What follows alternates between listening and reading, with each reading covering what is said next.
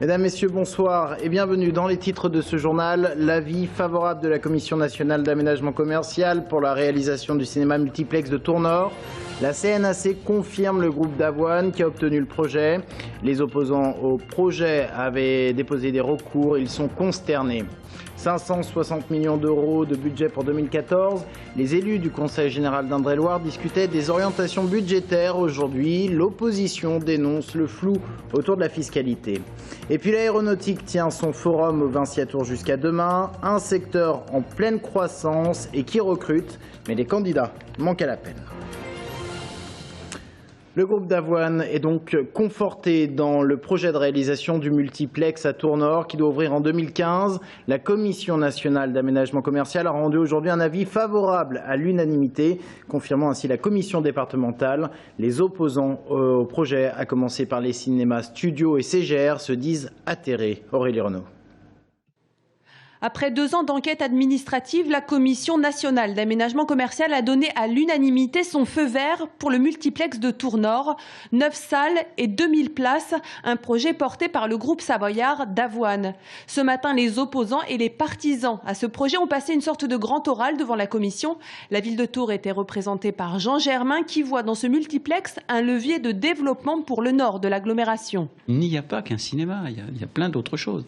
Il y a des logements, il y a des bureaux, il y a des entreprises. À la ligne du tramway, au départ de la ligne du tramway de Tours, eh bien, vont pouvoir commencer leur projet. Et eux, c'est un sujet important aussi parce qu'il y a des investisseurs qui attendent. Voilà. Dans ce dossier, 5 recours avaient été déposés. Le groupe CGR, qui exploite 2 cinémas à Tours, et le cinéma associatif Les Studios. Son président, Philippe Pérolle, se dit abasourdi par cette décision. Il dénonce une marchandisation de la culture. Demain, les opposants au projet manifesteront place Jean Jaurès. Leur dernier recours, la saisine du Conseil d'État. Le PS d'Indre-et-Loire soutient Jean Germain, le sénateur maire de Tours mis en examen dans l'affaire des mariages chinois. Une motion allant dans ce sens a été majoritairement votée hier en Conseil fédéral extraordinaire et surtout anticipée en raison de l'actualité. Demain, la direction nationale du parti doit valider les candidats municipaux dans les grandes villes. Le Conseil fédéral hier a rassemblé 70 militants. Beaucoup de cadres du PS étaient absents car retenus au Conseil communautaire de Tours Plus. Mickaël Cortot, le premier secrétaire fédéral du PS d'Indre-et-Loire, au micro d'Aurélie Renaud. Le Conseil fédéral du Parti socialiste d'Indre-et-Loire n'évoque même pas la possibilité d'un numéro 2. Enfin, je veux dire, aujourd'hui, et je le redis, aujourd'hui comme demain, le candidat du Parti socialiste, c'est Jean Germain. Et de leur côté, les élus du Conseil général étaient rassemblés ce matin pour discuter des orientations budgétaires pour 2014. La majorité de gauche prévoit un budget de 560 millions d'euros, 260 pour le social, 80 pour l'investissement. L'opposition, quant à elle, dénonce un flou autour de la fiscalité. Anaïs Michaud. Le débat sur les orientations budgétaires s'inscrivait cette année dans un contexte de baisse des dotations de l'État de 4 millions d'euros. Moins de moyens donc, mais plus de besoins, puisque le nombre d'allocataires, lui, augmente. Au total, le budget du Conseil général s'élèvera en 2014, comme cette année, à 560 millions d'euros, avec un investissement maintenu à hauteur de 80 millions d'euros. Pour Frédéric Thomas, il s'agit donc d'un budget volontariste et ambitieux. Le Conseil général est la collectivité de la solidarité, donc nous renforçons cet effort-là, notamment sur l'insertion professionnelle, sur l'accompagnement des personnes âgées en EHPAD et puis sur la prestation de compensation du handicap. Nous maintenons l'effort sur l'économie en maintenant l'investissement à 80 millions d'euros pour répondre aux besoins de la population en matière de services et puis aussi pour alimenter l'économie locale. Donc ce sont des orientations budgétaires volontaires, courageuses, qui sont de nature à apporter des solutions aux problèmes posés à nos concitoyens. Quid de la fiscalité ? Pour l'heure, rien n'est encore fixé, répond la majorité. Elle attend beaucoup des accords de Matignon qui fixeront le montant de la compensation versée par l'État sur les prestations sociales. Sur ces 10 millions, pour l'instant ils sont chiffrés à 10. Pendant un moment on était à 14. Et puis au fur et à mesure des négociations, c'est revenu à 10. Espérons que ça puisse être plus important. L'opposition salue le maintien de l'investissement, mais redoute une hausse importante de la fiscalité sur le foncier bâti et sur les droits de mutation qui pourraient passer d'un taux de 3,8 à 4,5 %. Une hausse de 0,7 % pour cette taxe comprise dans les frais de notaire lors de l'acquisition d'un bien immobilier. Jean-Gérard Pommier évoque une overdose fiscale. Quand on fait le calcul, et je l'ai fait avec un notaire, on arrive à ce que la part départementale augmente en Indre-et-Loire pour une maison de 250 000 € vendue à 1 792 €. Voilà la réalité des chiffres. Alors que Philippe Le Breton parle de pragmatisme dans un contexte difficile, Jean-Gérard Pommier le surnomme Philippe le Fataliste. Mais Nicolas Gautreau vole au secours de son confrère socialiste en baptisant son opposant Jean-Gérard Le Contry. Suite du feuilleton mi-décembre pour le vote du budget. Dans le reste de l'actualité, cet accident de la route gravissime en Indre-et-Loire à Saint-Patrice ce matin. Il était pratiquement 9 h lorsqu'un véhicule est entré en collision avec un poids lourd transportant de la ferraille. La conductrice du véhicule, âgée de 21 ans, est dans un état très critique. Elle a été transportée à l'hôpital Trousseau après avoir été réanimée sur place. La Cour d'appel d'Orléans remet en liberté Jeanne Vaudeville, cette femme de 35 ans mise en examen pour avoir tiré sur son frère de 29 ans le 2 juin dernier à Traux dans le Loir-et-Cher. Elvis Vaudeville s'était présenté alcoolisé, menaçant. Il avait été transporté à l'hôpital dans la Sarthe où il a succombé à ses blessures. Jeanne Vaudeville ne nie pas les faits et ne cesse de regretter son geste. C'est pour cette raison qu'elle a été remise en liberté.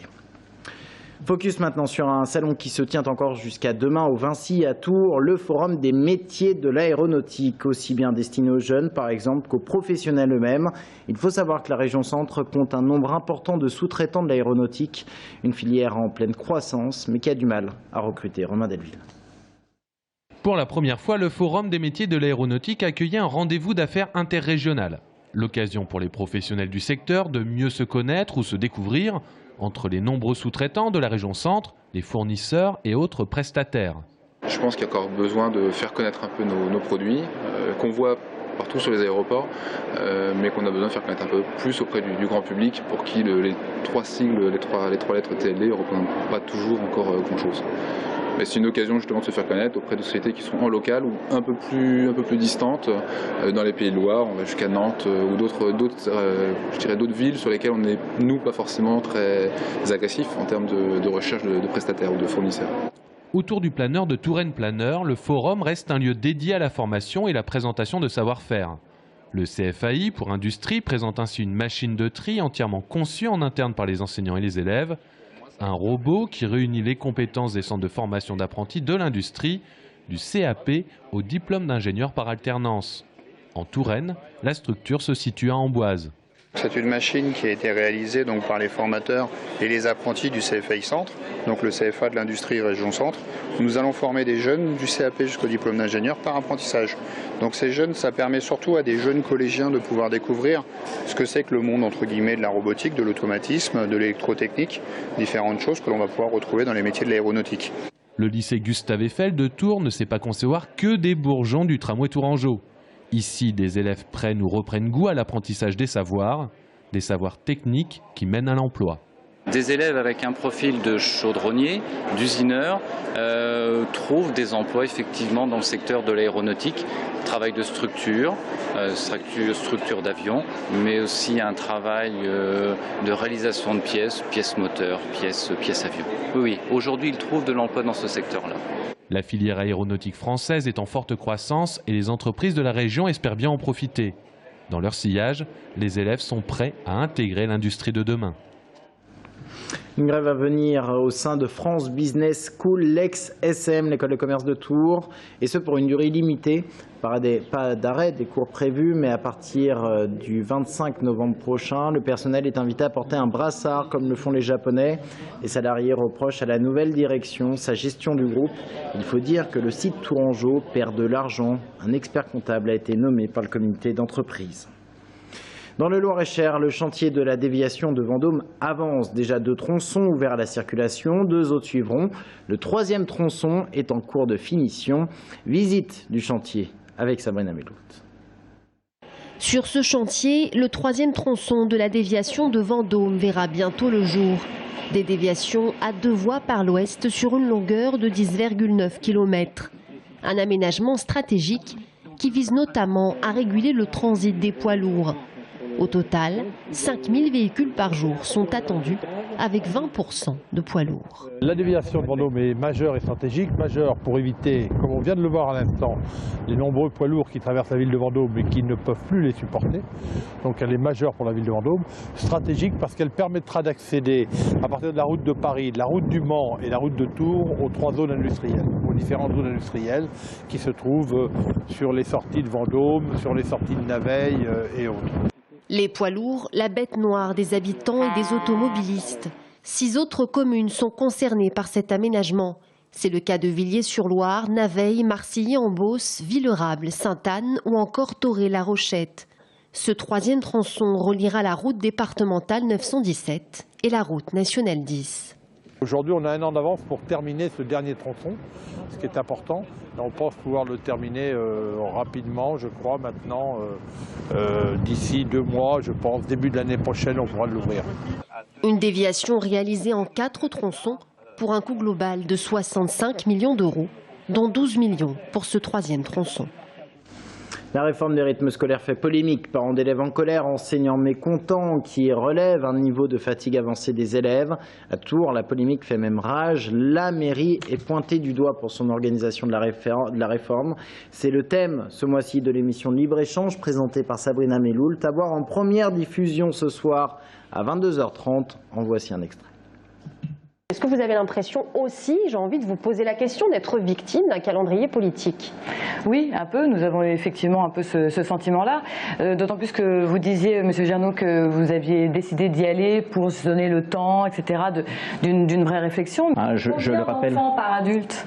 Combien d'enfants par adulte sur les écoles? Parce que sur les écoles, on est quand même à 25, 30 parfois enfants pour un adulte. Travail à on a faire des réformes tous les 2 ou 3 ans en éducation. Aucune profession ne connaît ça. Tous les 2 ou 3 ans, à chaque changement de ministre, on nous demande, vous voyez, c'est vrai. Et donc je vous rappelle l'horaire, 22h30 ce soir et c'est bien sûr sur TV Tours Val-de-Loire. Reste avec nous dans un instant, Yannick Lucas, conseiller municipal de Tours délégué aux finances, vient nous parler de la taxe d'habitation, un sujet qui vous concerne forcément si vous habitez Tours.